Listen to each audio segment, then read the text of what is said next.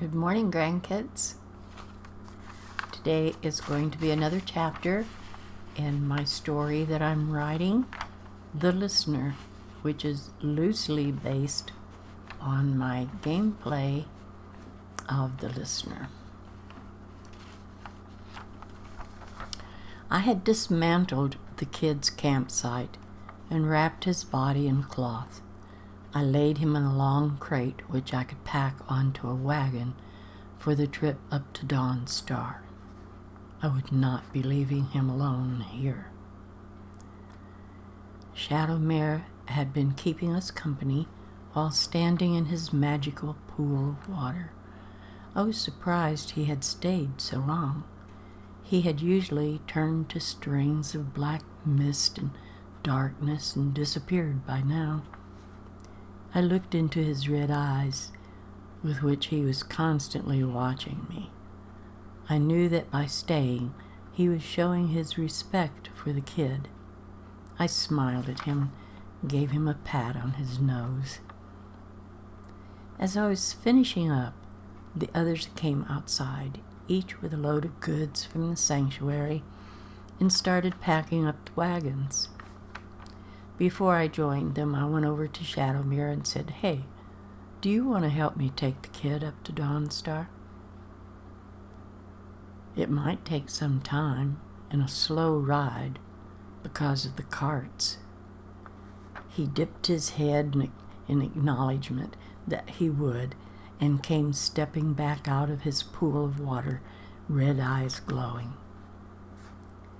When Nazir came outside, he said, "We must get started to our next home in Dawnstar. I don't know if Cicero will still be alive, but we must get the Night Mother up there and out of harm's way." We finally all got settled and started out for the long ride to the far north. It was already late in the day, and I knew that we would not continue to ride but late into the night before making camp. We brought quite a bit of meat and vegetables with us, and I intended to have a hearty soup hanging over a campfire every night. We rode late into the night, a quiet, somber bunch after losing so many of the guild. We finally stopped to camp, each of us having our own task to do. Finally, after eating hearty bowls of soup and drinking several mugs of mead, we settled down in our sleeping bags, settling into a peaceful sleep with a few snores going on, except for me. My eyes were wide open. My brain was also wide awake. My brain was working through the last few days. The Oculus finding us, all the deaths and fires, Astrid's betrayal of the Brotherhood, the death of the kid. I knew there was still the large contract on the Emperor which the Night Mother had given to me, a job I needed to get done. I was restless and knew that I couldn't just stay here doing nothing. I shook Nazir's shoulder, waking him up. "What's wrong?" he whispered quietly. "I can't sleep. I'm too restless. I need to be taking out the Emperor. I'm tired of waiting." "How do you want me to help?" he asked, not even trying to argue with me. "Would you hitch up the wagon the kid is in to someone else's wagon, please? And then you and Vizar keep everyone safe." "Do what you need to do," he said. "I will see to things here." I leaned over and gave him a long, slow kiss. "Thank you. I'll be back with you as soon as possible. If I take off now and fly on Shadowmere, I might get the job done and on to Dawnstar before you ever do," I laughed. "You be careful and come back to me," he murmured into my hair as his lips moved gently on down my neck. I finally pushed him away and got up and unhitched Shadowmere from the wagon. I took a look back at Nazir and then jumped on Shadowmere and we flew onward to Captain Morrow and the Emperor. On the way, I thought back over my long-past conversation with Armand Moutier. He had told me that the Emperor would be just off the coast of Solitude on his boat, the Catarea, and that Commander Merrill would probably be on the docks somewhere as a guard. They think that the Brotherhood has been totally destroyed, and they'll be a little lax in worrying about any of us coming after them now. My job might be easier than it would have been earlier. Shadowmere and I continued to fly on our way toward Solitude through the night. The stars were sailing swiftly across the sky, the sun peaking above the horizon, then popping free and blazing across overhead and going into the deep colors of orange and deep reds as the sky darkened once again above us. We flew on, but in the early morning hours I could make out the gates of Solitude ahead of us. I had Shadowmere settle onto the road and saunter down toward the little settlement near the docks. There I told him to wait until I returned. He dipped his head at me and then sauntered over to some tasty-looking flowers and started to nibble. I walked down the many wooden stairs to the dock. I saw the commander standing down there, not doing anything except casually walking up and down, being a lookout for the Emperor's ship out in the bay. As I stepped down onto the dock, he looked up at me briefly, then quickly looked again as though he'd seen a ghost. I think we drew our swords at the same time. There were a couple of people down the dock a ways who just stood and stared. They watched, but didn't seem to care. Merrill and I danced about viciously, jabbing toward each other, quick stabs here and there, but finally I'd had enough. He had drawn his sword slightly upward, giving me a slight opening, and I took it. I rushed into him, running my blade straight out and into his chest. He dropped to the dock as I jumped into the bay and swam to the beach on the other side. No one came after me. I crawled out of the water and started walking along the shore to where I could see the Catarea resting but swaying on her anchor.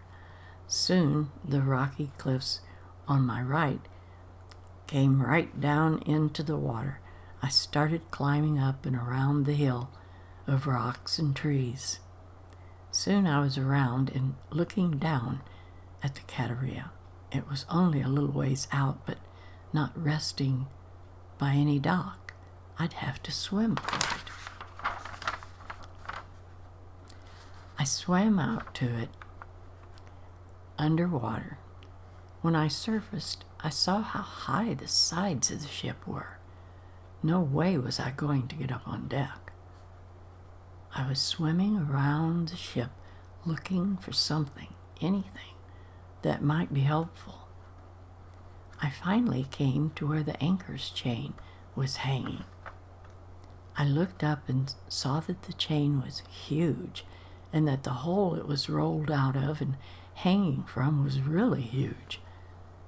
I climbed up the big chain and on up through the opening.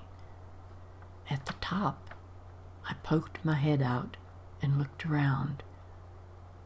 Far down the ship, there were two men drinking and talking. In front of me, the chain was coiled many times around a post. I used that to help pull myself onto the deck and hurriedly slipped over against the wall of the huge cabin and pilot house. I was right by a door that opened into the ship. I knew there'd be many battles coming up before I ever reached the Emperor. Moving through the ship, I saw that many of the sailors were sleeping in several different rooms. I managed to kill them quietly. I came to a room and peeked in. It was a dining area, and 2 Oculus agents were seated at a table.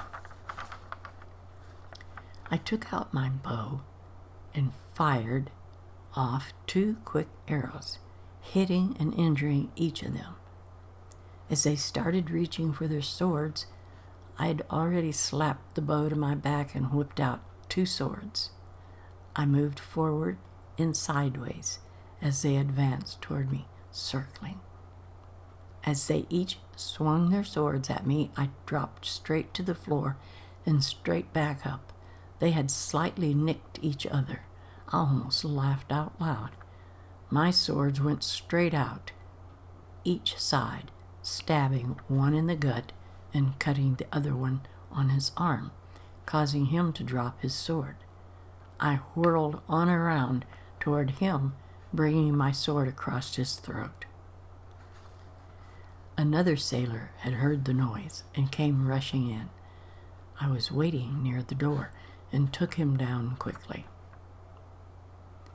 I listened a while for anyone else, but all seemed quiet. The Emperor didn't seem to feel the need for much security, it seemed. I stepped back out into the hall and saw a massive double door across the way. That was where I needed to be. I slipped across the hallway and quietly tried a door. Locked. Both were locked. Someone out here had to have a key. I went back and started checking pockets until a fiery arrow came flying past my ear. I turned and jumped sideways into a room and waited. "I know you're in there. I can wait you out, you know," I heard the man say. I poked my eye past the door and quickly back again. Another fiery arrow shot past me. "I can do this all day," he said. "Can you?" I knew that he could, so I jumped out and jumped across the narrow passage behind some crates across from me, getting behind him just as he let go of another arrow. I had my arrow knocked and ready. I jumped up and let fly with 2 quick shots as I also moved behind a different stack of crates. I heard him gasp and knew that I'd hit him. I quickly stood up and fired again, this time sending him crashing to the floor, and with his blood flowing onto it.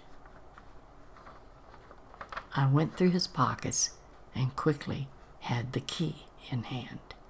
I stood up and walked back to the doors to the Emperor's quarters.